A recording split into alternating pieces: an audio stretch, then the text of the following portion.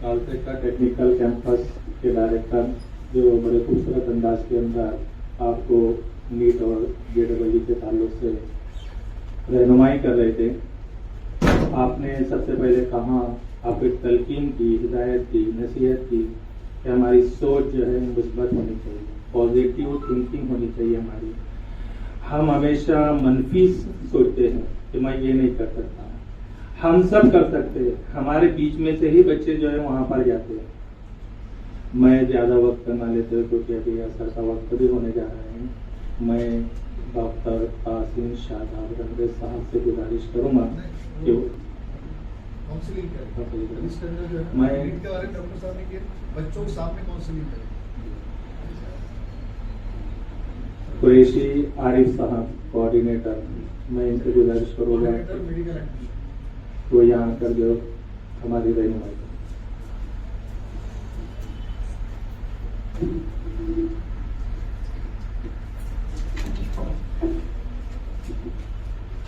अस्सलाम।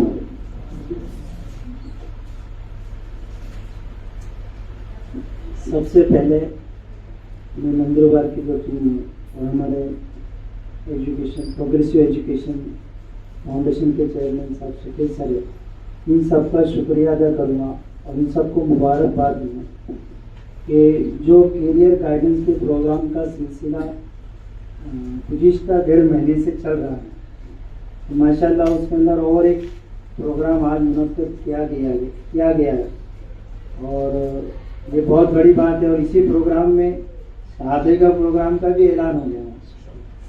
ये अल्लाह का करम है कि कैसे मेहनत करते जा रहे और कदम से कदम बढ़ाते जा रहे, माशाल्लाह अल्लाह ताला सारे आगे के रास्ते आसान करते।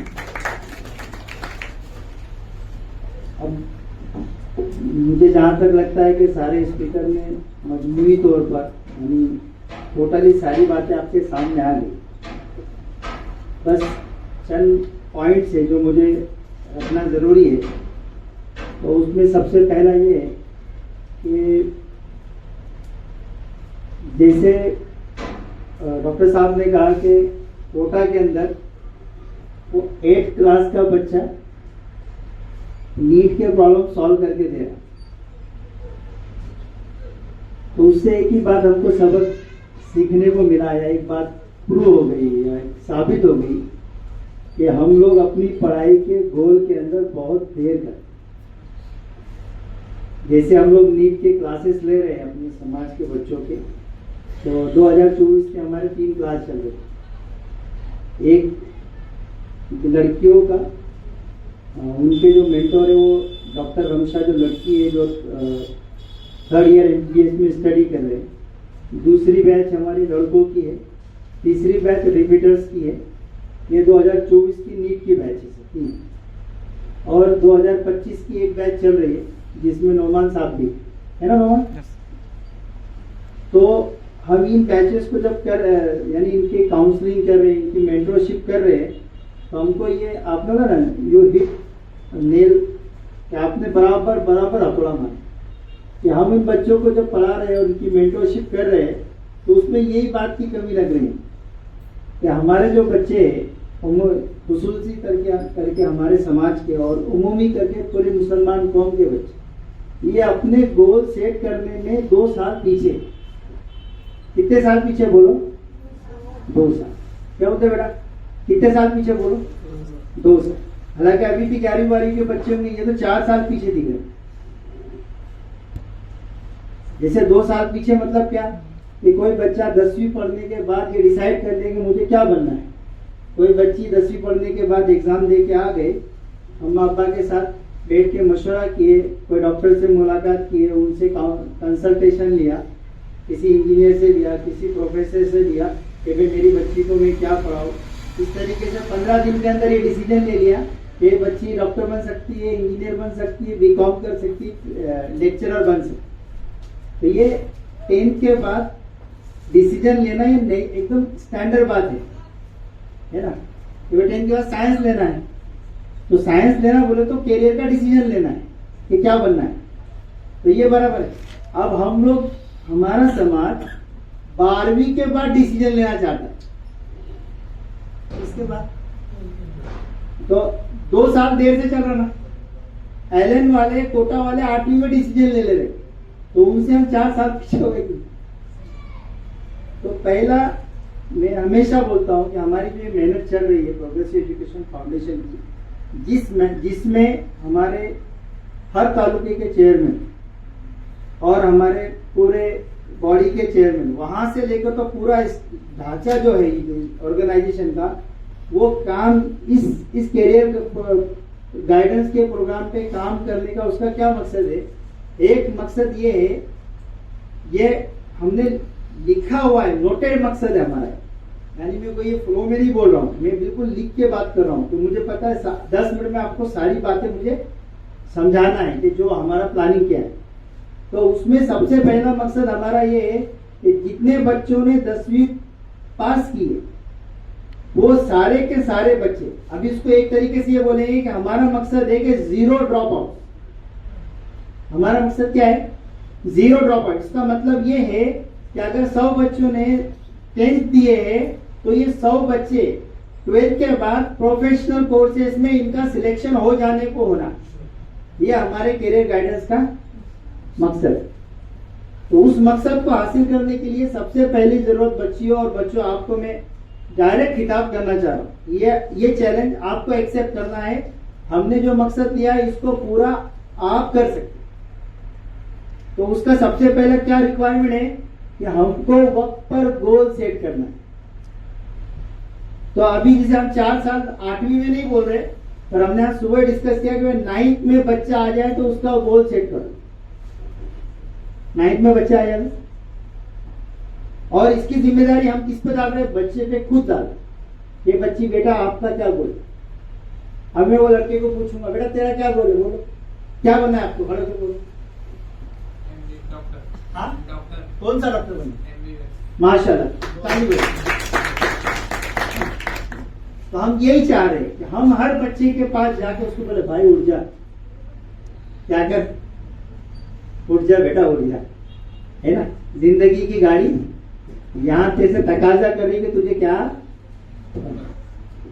तो हम हर 9th के बच्चे से ये सवाल करना चाह रहे और हर 9th के बच्चे के माँ बाप से पूछना चाह रहे, आपके बच्चे को क्या बनाना है? अभी हमने वहां पर पंचवटी मसूर नासिक में काउंसलिंग ली है। मैंने सीधा बोला, बेटा तुझे हजाम बनना है? क्या बोला? भाई तुझे बाल काटने वाला बनना है? बनना है? नहीं बनना। भाई तुझे क्या बनना है? हम उसको प्रोफेशंस बता रहे, चॉइस बता रहे, और आखिर तुझे तेरा नाम क्या है? जैसे नौमान तुझे तेरा नाम क्या है? तो मैंने उसको बोला, बेटा तू डॉक्टर नौमान बनना चाहता है? बोले हाँ बनना चाहता हूँ। तो हमारा ये एक आपके जहनों को खोलना है और आपका गोल सेट करना। तो इसके लिए आप इस बार का वादा करें हमसे यहाँ पर कि इंशाअल्लाह ये प्रोग्राम के बाद अगर जिसने गोल सेट नहीं किया है, कच्चा पक्का गोल है, कैसा है? अभी हम यहाँ बैठेंगे ना, नीट कौन करना चाहता, सब हाथ ऊपर, हम पूछेंगे ना भाई इंजीनियरिंग कौन करना चाहता, वही बच्चे भी हाथ ऊपर कर, क्योंकि हम अपने बच्चों पे क्लासेस ले लेके काम कर रहे हैं कि क्लास में तो बैठा हुआ है भाई एनसीईआरटी पढ़ रहा है, तो बेटा तू नीट कैसे देगा जब एनसीईआरटी नहीं पढ़ रहा है। तो पहली बात ये कि हमको गोल, ये हम पूरे अपने महाराष्ट्र के सारे प्रोग्राम में ये हमारा बिल्कुल अपील है, रिक्वेस्ट है, इल्तजा है कि हमारा जो टारगेट है 0 ड्रॉप आउट, इसको पूरा करने के लिए एक ही रास्ता है कि सब क्या करेंगे? बोलो जोर से बोलो, गोल सेट। ये बात हमारी कंबाइंड किससे स्टूडेंट से है, ये अपील हमारे किससे? स्टूडेंट से है, स्टूडेंट के माँ बाप से है और हमारे प्रोग्रेसिव एजुकेशन के कार्यकर्ता। कैसी का? देखो मेरा बेटा है, मैं मुर्गी की दुकान पे बैठा हूँ, है ना, मेरा बच्चा 8वीं 9वीं में आ गया, सर मेरे से मिलने जुलने आते हैं, सलाम करते हैं, रिश्तेदार है, तो सर ने सारी बातें मुझसे कर ली और मुझसे कभी ये सवाल पूछा कि हरी भाई बच्चे का क्या सोचा भाई? तो हमारे प्रोग्रेसिव एजुकेशन का कार्यकर्ता, इसकी जिम्मेदारी है, जैसे हमारे शकील सर बोलते कि इस वक्त एजुकेशन के फील्ड में जो एजुकेशन डेवलपमेंट का जो काम कर रहा है, गोया के वो साहबा की और नबियों की मिसाल। तो बताओ आपको अल्लाह की तरफ से एक जिम्मेदारी दी है कि अब्दुल रहीम साहब और नंदुरबार की जिम्मेदारी आपके पास। तो आप अभी आपके 2 बच्चे, आप 2 के बच्चों की जैसी जिम्मेदारी उठाते हैं वैसे सारे बच्चों की जिम्मेदारी आपके जिम्मे इंशाल्लाह, है ना। ये मिसाल दिया, मैं एग्जाम्पल दिया, है ना डॉक्टर साहब। डॉक्टर साहब कितना फिक्र करे, अरे क्या करो सर, ऐसा करूं, इधर एडमिशन लूं, कॉलेज कहाँ है, ये कहाँ है, सर कितना फिक्र करता है। तो मेरी ये रिक्वेस्ट, जो गोल सेट करने की रिक्वेस्ट है बच्चों से, माँ बाप से, हमारे कार्यकर्ता, है ना। चलो ये अगली बात, ये बच्चों तुमसे क्या रिक्वेस्ट है, गोल सेट करना। दूसरा क्या है, जुनून पैदा करो अपने अंदर। क्या पैदा करो, हाँ, जैसे डॉक्टर साहब ने कहा ना, जिस आदमी को जुनून, वो अपने गोल को सेट करने के बाद उसके पीछे जुनून से नहीं लगेगा, वो कॉम्पिटिटिव में की रेस में जीत नहीं सकता। जैसे अभी हम लोगों ने एमबीबीएस के जो बच्चे, सबको पूछे तुम्हारा टारगेट बताओ, सब बोले 600। कितने मार्क्स बेटा एमबीबीएस के लिए, कितने मार्क्स लगने वाले नीट में? 600, है ना। कितने? 600 प्लस, बराबर, बहुत अच्छा। तो 600 प्लस के लिए उन्होंने बताया कि जो स्टूडेंट में, जो बच्चों में, जो बच्चियों में अगर जुनून नहीं होगा तो ना वो जेडबलई, ना एमएससीईटी, ना नीट, इसमें मतलब क्वालिफाई अलग चीज है, पर अच्छी इंस्टीट्यूट में नंबर लगने के लिए, इनको अच्छे मार्क्स लाने के लिए उनके अंदर जुनून होना चाहिए, है ना। अपना खाना, सोना, सब चीजों का प्लानिंग बनाना, शादी ब्याह, तकरीबा सब तर्क करना पड़ेगा, है ना डॉक्टर साहब। हाँ, जो बच्चे 11th-12th में है ना, उनको तो मंगनी। अभी मैंने एक बच्चे को, नासिक की बच्ची है, उसको मैंने कहा कि देखो डॉक्टर राहीन आए हुए छुट्टियों में, उनसे काउंसलिंग करा लेते आप संडे को। बोले सर मैं नानी गांव को जाएंगे। अरे मेरा बेटा, तेरा 2024 में नीट का एग्जाम है, तो ये चंद बातें। शुक्रिया सर जी। तो ये बच्चों से हमारा तकाजा है ना, कि आप लोग पैशनेट होके, मेहनत करके, अपनी जो भी गोल है उसके पीछे रात दिन एक करके, अपना मतलब खून पसीना एक करने का, तब जाके आपका ड्रीम पूरा हो। ठीक है, ये तो होगा। पेरेंट्स से है कि पेरेंट्स जो है अपने बच्चों के गोल के अचीव करने में हमारे एजुकेशन टीम के साथ कनेक्ट है। हमारा मसला ये, और सर हम लोग इतनी, आप लोग मेहनत करें ना, पेरेंट्स को ये बात समझ में नहीं आ रही कि अब्दुल रहीम साहब के पास जाने का, कि वे क्या करने का। अभी एक आपके नंदुरबार के दूसरे तालुके के, उन्होंने बच्चे का एडमिशन कहीं करा दिया। अल्लाह अकबर। मैंने क्या सर, आपने तो 3 लाख रुपए ज्यादा दे दिए। तो हमने वो कैंसिल करा के हमारे तरीके से एडमिशन कराए, 3.5 लाख रुपए बचे। तो आपका क्या काम है पेरेंट्स का, कि हमारे एजुकेशन के जो कार्यकर्ता लोग हैं उनसे राब्ता करके बच्चों के जो भी पढ़ाई में प्रॉब्लम है ना, कौन सी क्लासेस लगाए, फिजिक्स वाला लगाए, हाँ एक आकाश लगाए, उसकी सारी इंफॉर्मेशन हमारे पास है। अभी आकाश वाले ने हमको प्रॉमिस किया है कि मैं 50% डिस्काउंट दूंगा। शकील सर, हमारी उनसे मीटिंग हुई, बोले आपको 50% आपके बच्चों के, आपके समाज के बच्चों के डिस्काउंट। तो एक बात ये होगी कि भाई हम पेरेंट्स की जिम्मेदारी कि अपने बच्चे की पढ़ाई के लिए उनकी पहरेदारी में, उनकी क्या बोलेंगे उसको, उनकी निगरानी करे, उनकी निगरानी, उनके खाने की निगरानी, उनको टेंशन आ रहा है क्या पढ़ाई का, डिप्रेस हो रहे हैं क्या, मोटिवेशन डाउन है क्या, उस तरीके से निगरानी करे। उसके बाद मेरी और एक रिक्वेस्ट है, एजुकेशन एक्टिविस्ट तो बोल दिया मैंने ना, कि आपका कैसा काम, जैसे आज आप लोगों ने इतने बच्चों को जमा किया, अभी भी इतने बच्चे होंगे, इससे डबल बच्चे बाहर। तो आप लोग क्या करें, नंदुरबार के तौर पर एक छोटा सा स्ट्रक्चर बनाए कि बागवान मोहल्ले के 4 लोग, भाई बच्चे नहीं आ रहे ना, हम तुम्हारे वहाँ किसी घर पे जमा करो, हम वहां पर आए। तुम्हारे पास 25 बच्चे ना, 25 बच्चे क्या कर रहे हैं, इसका जवाबदेही हमको वरना ऊपर देनी। तो इस तरीके से हर बच्चे तक पहुंचकर एजुकेशन के एक्टिविस्ट जो अपने काम करने वाले, वो हर बच्चे तक इलाकाई जाकर उन तक पहुंचना चाहिए, ताकि हर बच्चे को झिझोड़ा जाए और उनके माँ बाप की आंखें खोली जाए कि तुम जो तरीके से पढ़ा रहे बच्चे को, ये पढ़ाने का तरीका नहीं। मैं आपको बताऊं, आज 2 बच्चे मेरे मंडप में बोले मैं नीट रिपीटर है, मैंने कितने मार्क्स आए थे, बोले 55 मार्क आए। फिर एक को बोले 75। बोला बेटा क्यों, बोलो पता नहीं था बोलते।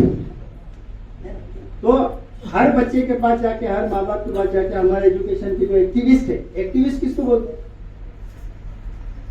जो एक्टिवली काम कर, कुछ ज्यादा नहीं है, महीने में 3 घंटे आप दे दो कि ये महीने अपन चौथा हफ्ता है इस बार का, अपन बागवान गली के बच्चों को जमा करते वक्त और मुझसे पूछते क्या कर रहे हो दादा, क्या बोलते हैं, क्या बोलते हैं दादा क्या कर रहे तेरे बच्चे? हाँ मैं बता रहा आपको, महमूद दादा थे ना वो बकरे जो, वो हमारे दुकान पे विसरवाड़े आते थे, मेरा पापा वो दादा बोलते थे। तो उसी अंदाज में उनको पूछ के उनके बच्चे का गोल सेट करो। तो महीने में एक बार अगर 3 घंटे दिया आपने तो 4 महीने में नंदुरबार कवर हो जाएगा। इलाके बांट लो, बागवान मोहल्ले इधर इधर का, एक उधर का 4 बांट लो इससे, और हर महीने एक इलाके को कवर करो, सारे बच्चे तुम्हारे 4 महीने में गोल सेट। इलाके वाइज टीम भी होगी नहीं वो सर इनको कैसा पुश करना पड़ेगा। तो ये बात थी। और दूसरा और एक रिक्वेस्ट थी बच्चों, हम लोग जो क्लासेस चला रहे नीट के और JEE और MSCET के भी, तो उनके लिए हम आपसे रिक्वेस्ट करते कि जब भी हम गूगल मीट रखते, नोमान आमीन है क्या? हाँ माशा, जब भी हम गूगल मीट रखते तो हमको फोन करना पड़ता, बेटा जल्दी ज्वाइन कर लेना। क्या बोलना पड़ता? नोमान कहाँ है? सर हाँ ज्वाइन करता हूँ 15 मिनट का चला जाए, है ना। तो मेरी रिक्वेस्ट सबसे, ये मैं इसलिए सबको बोल रहा कि हो सकता है वो वीडियो दूसरे लोग भी देखेंगे, तो हमारे पूरे महाराष्ट्र में सारे जलगांव जिला सब तरफ बच्चे उस क्लास में आते हैं, तो उन सबसे रिक्वेस्ट है कि वो बच्चे आपको अपनी पूरी अटेंडेंस दे।